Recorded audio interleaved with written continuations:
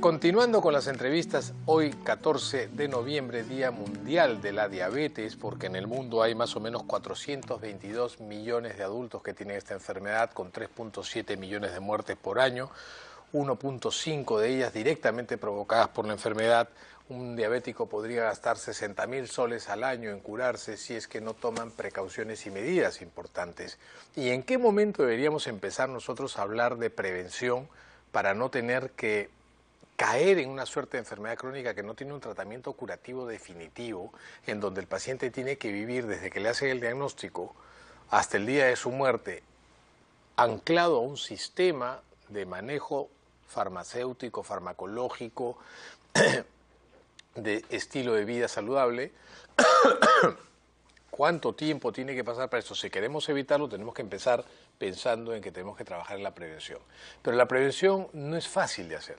Es muy costosa, genera mucha disconformidad porque demanda sacrificios para aquellas personas que han vivido todos los años sumidas en un estilo cómodo de vida.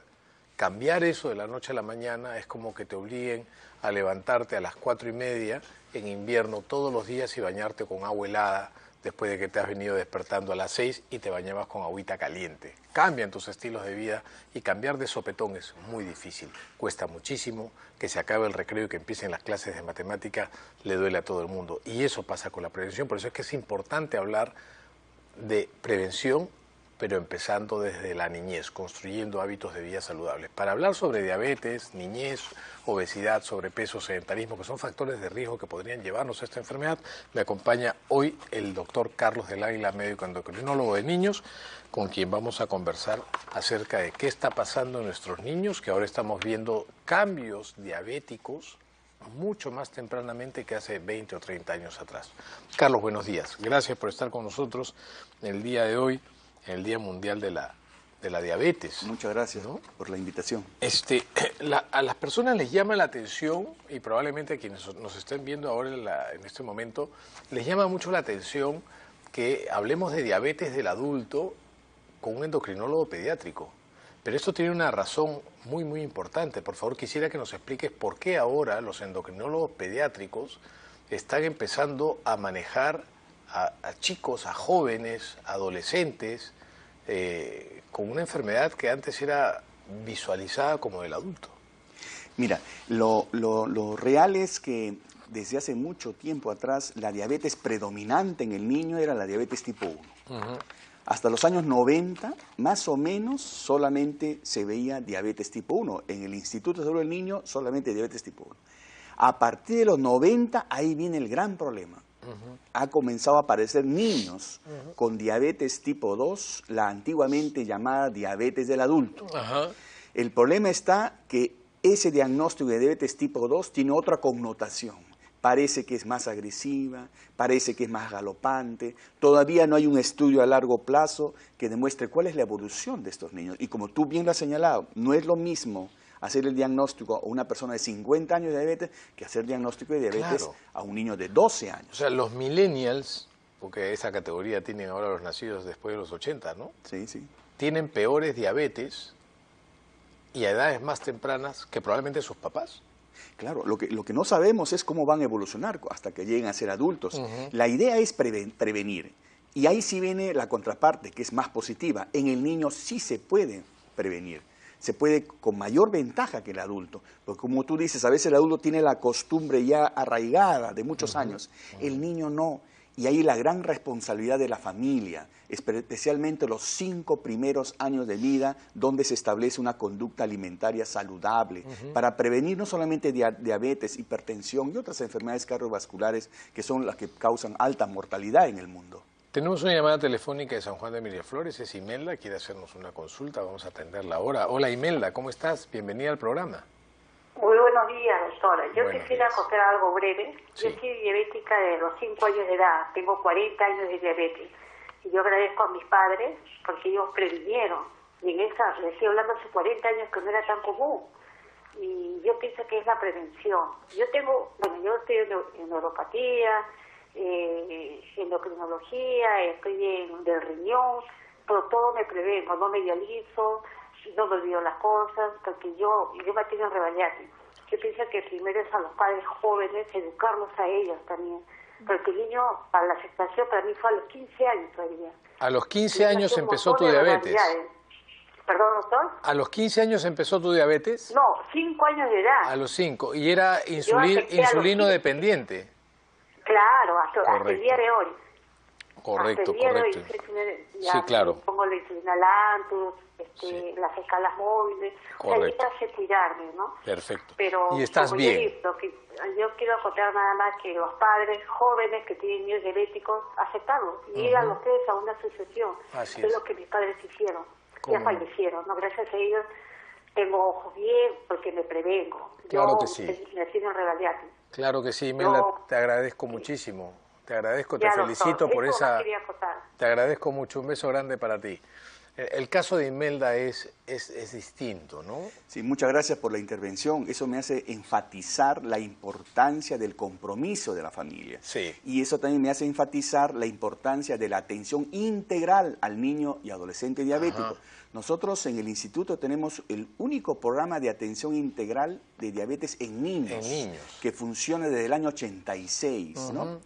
Un programa que trata de comprometer a los padres en el tratamiento integral, donde está la enfermera, educadora, la nutricionista, el servicio social y los médicos encargados de atender a esos pacientes. Y tenemos pues pacientes que han tenido diversas edades, ¿no?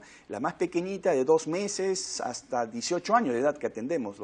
En promedio son 9 años, pero el problema de la diabetes tipo 2 es que comienza en la pubertad. Claro, el problema de la diabetes tipo 2 que tiene en su origen un mecanismo diferente que la diabetes que tuvo Imelda, por ejemplo, los niños que ustedes ven ahí en el Instituto de Salud del Niño, en Breña, que son bebititos chiquititos, está de 2 mesecitos, que es bastante raro, pero que ya tenían una diabetes tipo 1. El problema es que ahora están viendo niños que tempranamente ya tienen cambios, ¿no? Que te dicen que las cosas se van a complicar mucho más aún. Hay tipos de diabetes muy especiales, las llamadas diabetes monogénicas, ¿no? Sí. Que tienen otra connotación. Pero acá el acto preventivo por excelencia es la prevención, especialmente en el tipo 2, donde está el panorama bien claro. El factor de riesgo más importante es el exceso de peso. ¿Cuál es el niño más joven que han diagnosticado ustedes en el Instituto de Salud del Niño, ahí en Breña, con diabetes tipo 2? Con tipo 2, una niña atípica que comenzó a los 6 años, algo atípico. ¿Y por qué la atipia, digamos, ¿no? Porque comenzó a utilizar metformina, ¿no? Llegó a crecer, se embarazó adolescente, usó insulina, salió del embarazo y volvió a metformina. O sea, hizo lo que hacen generalmente los tipo 2. ¿No? No hemos avanzado más en ese tipo de presunción, ¿no? Pero acá lo importante es que la intervención debe ser lo más temprana posible. ¿Cuál es el perfil del niño que preocupa a los pediatras en general, sobre todo los endocrinólogos? El niño que sube muy rápidamente de peso, el niño que no tiene hábitos saludables, y aún el niño tenga peso y talla normal, talla y edad normal, si tiene un núcleo familiar con factores de riesgo, también tiene que ser cuidado, porque si yo tengo un niño con peso, talla normal, talla y edad normal, y el padre es diabético, la abuela es hipertensa, es una familia, digamos, con patologías de enfermedades crónicas no transmisibles, también el pediatra tiene que tomar las precauciones del caso, especialmente fomentando hábitos de alimentación saludable. Cuando ustedes tienen, de repente, adolescentes diagnosticados ya con diabetes tipo 2, que tienen todas estas características, además de los factores de riesgo familiares, ¿el manejo, el tratamiento es distinto al del adulto en algún aspecto? La gran diferencia, en primer lugar, es que el niño está en crecimiento y desarrollo.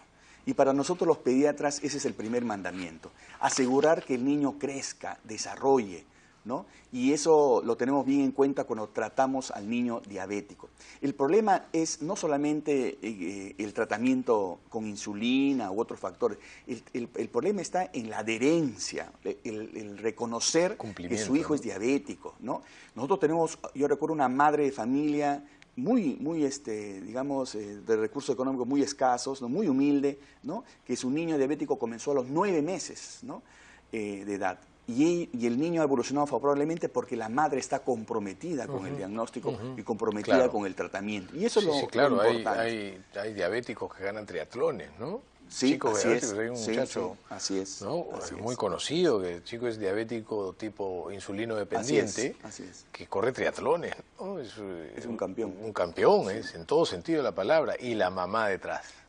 ¿No? La mamá fue la que agarró y se puso ahí las pilas y el chico entendió perfectamente, porque esa es otra cosa que se espera, que los niños sean permeables pues a las recomendaciones, sobre todo en la adolescencia, ¿no? Claro, que se ponen rebeldones. Eso es lo interesante, tomar conciencia. ¿No? Y justo el Día de la Diabetes, ¿no? Que se celebra hoy día, ¿no? Ese es el llamado a la población, a tomar conciencia que existe la enfermedad, no solamente en adultos, sino en niños.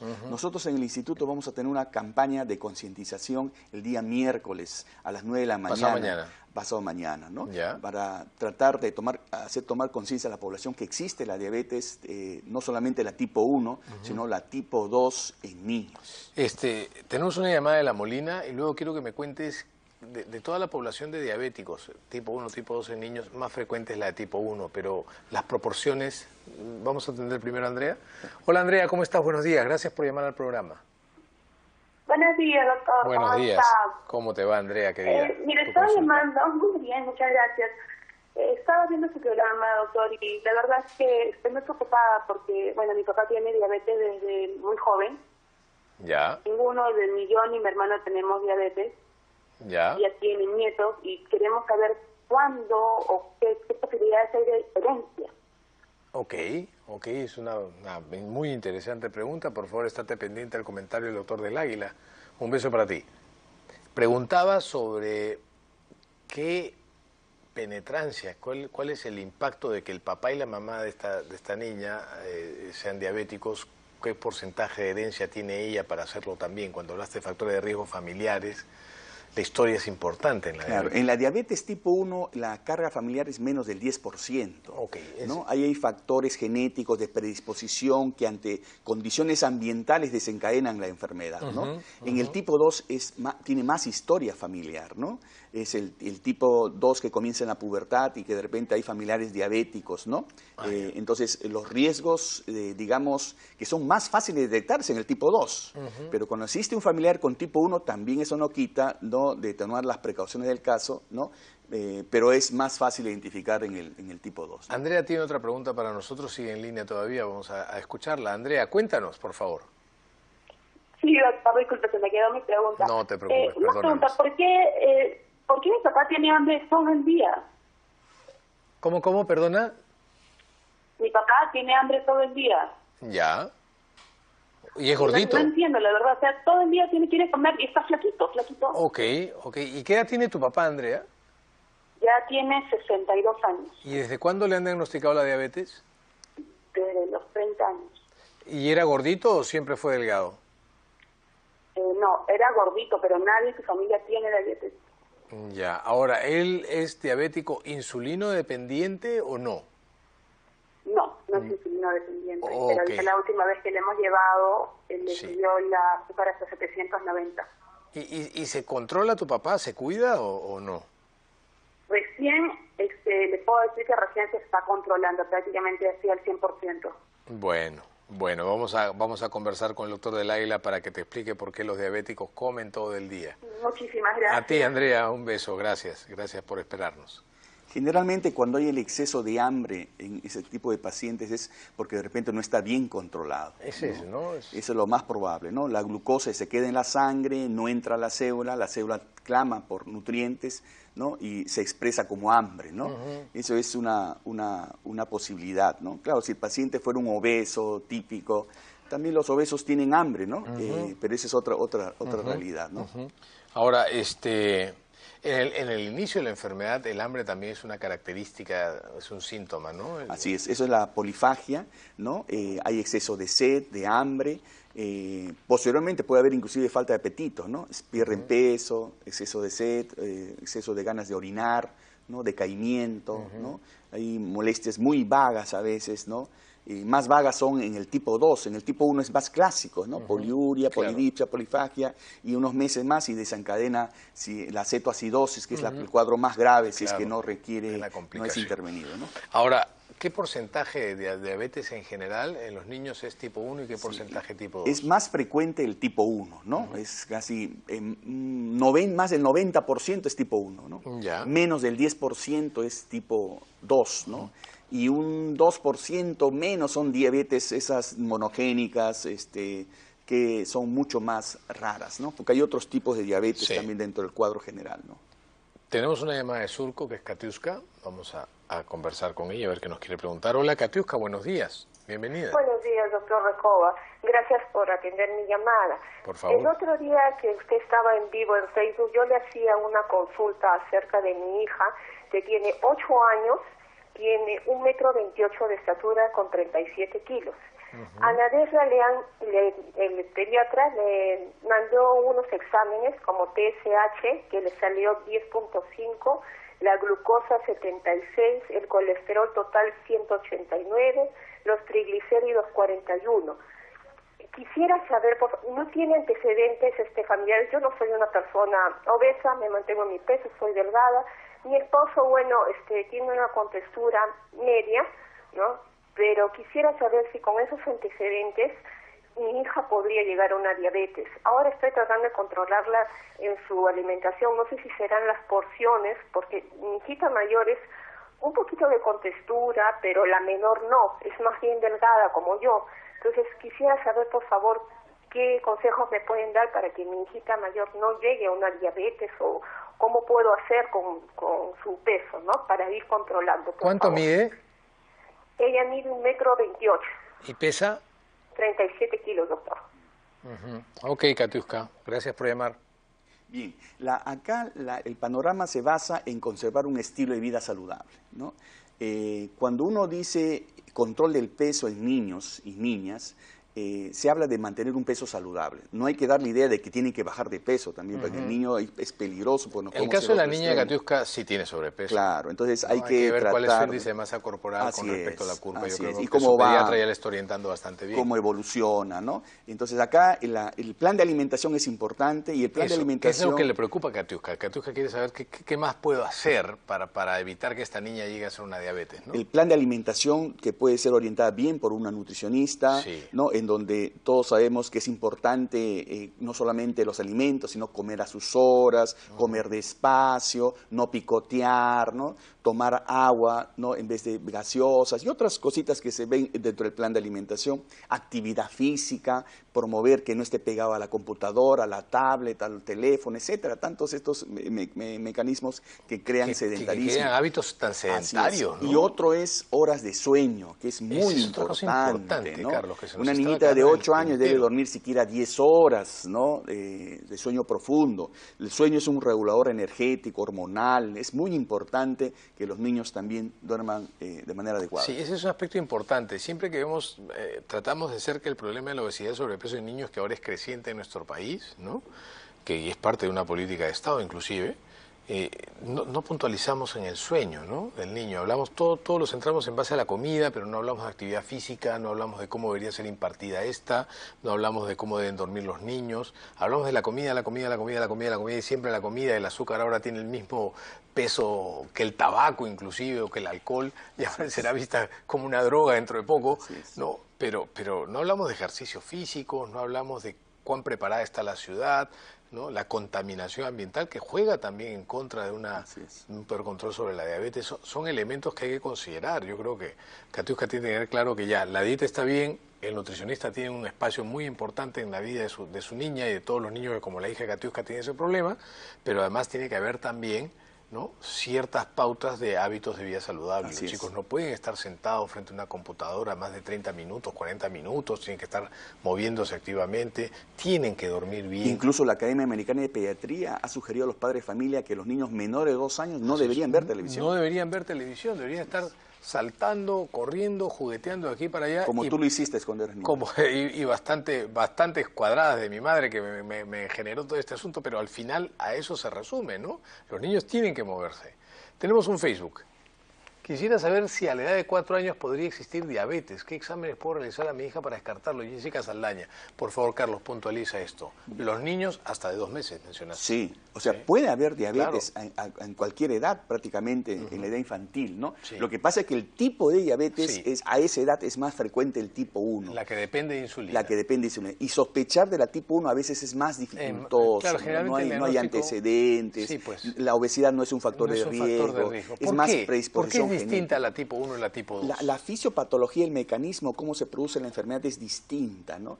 En la tipo 1 hay una predisposición genética que requiere un factor desencadenante. Ajá. El problema de identificar la predisposición genética significaría hacerle el análisis genético, que tiene que ver con antígenos de compatibilidad, que son más frecuentes en uno y otros, y aún así solamente señala riesgo, no necesariamente enfermedad. Claro, o sea, tener el gen que te dice que puedes tener diabetes tipo, dice que podrías tenerla en algún momento, pero no te dice en qué momento ni qué porcentaje de posibilidades. En cambio, en el tipo 2 es más claro. Si yo tengo un niño que está subiendo de peso y su padre es diabético, su abuelo es hipertenso, entonces ahí está bien claro qué es lo que uno tiene que hacer para prevenir. Ese es un aspecto importantísimo. ¿Qué pasa cuando los niños no duermen bien, Carlos? ¿Qué han visto los endocrinólogos? ¿Qué cambios hormonales suceden? ¿Qué pasa con el apetito y la saciedad? Durante el sueño durante el sueño profundo, si el niño duerme adecuadamente, se eleva la hormona de la saciedad. Baja la hormona del hambre, sube la hormona de crecimiento. Y eso ya regula el peso corporal y regula el estado de saciedad y hambre del niño al día siguiente. ¿Qué es lo que pasa en los jóvenes, sobre todo actualmente? Duermen mal, ¿no? Y como duermen mal, se levantan tarde, desesperados por la hora, salen a la actividad que tienen que hacer, no toman desayuno. Y esa es la historia habitual. Y hay muchos estudios epidemiológicos que demuestran que los jóvenes, adolescentes que no toman desayuno, se vuelven obesos más adelante. Sí, ese es un tema importante, ¿no? ¿Tú sientes que la sociedad en nuestro país está preparada para asumir que la diabetes es una enfermedad crónica de mal pronóstico si no se controla o no se previene? Yo creo que hay intentos muy saludables de diferentes sociedades, el ADIPER, la Asociación de Diabetes, la Sociedad de Endocrinología, la Sociedad de Pediatría con su capítulo de endocrinología. Hay intentos de tratar de solucionar el problema. Creo que esto, como tú bien lo has dicho, requiere mayor inversión, especialmente en educación, ¿no? Y requiere también programas integrales de atención, especialmente a los niños que muchas veces se controlan bien, pero se desequilibran en la adolescencia, en la pubertad. Como todo niño, el diabético comienza a preguntarse por qué yo me inyecto, por qué mi hermano no. Entonces viene esa situación que requiere una ayuda integral con apoyo psicológico, ¿no? No solamente al niño, sino a la familia, ¿no? Pero sí se puede. Sí, estoy seguro que sí. Hay muchos ejemplos, que lamentablemente no podemos dar nombre, pero hay muchos ejemplos que llegan a una edad muy 60, 70 años y son tipo 1, ¿no? Sí, sí. Y ejemplos de deportistas, ¿no? De actores de televisión. Sí, tengo amigos. Tengo una amiga que tiene diabetes tipo 1, tiene una familia linda, ¿no? Ella se controla perfectamente bien, súper bien. Claro, y requiere mucho conocimiento también de la parte nutricional. Por eso que el nutricionista es importante en esto, ¿no? El conteo de carbohidratos, efectivamente, estrategias que uno... Por eso es que tenemos en este programa un bloque de nutrición. Perfecto. Para hablar sobre diabético. Carlos, te agradezco muchísimo. Un placer tenerte esta mañana. Gracias por haber venido. Ha sido el doctor Carlos del Águila, médico endocrinólogo pediátrico, jefe del Servicio de Endocrinología Pediátrica del Instituto Nacional de Salud del Niño de Breña, hablando sobre diabetes en la niñez. Nos vamos a una pausa y luego vamos a hablar sobre el daño ocular, el daño a la visión de la diabetes.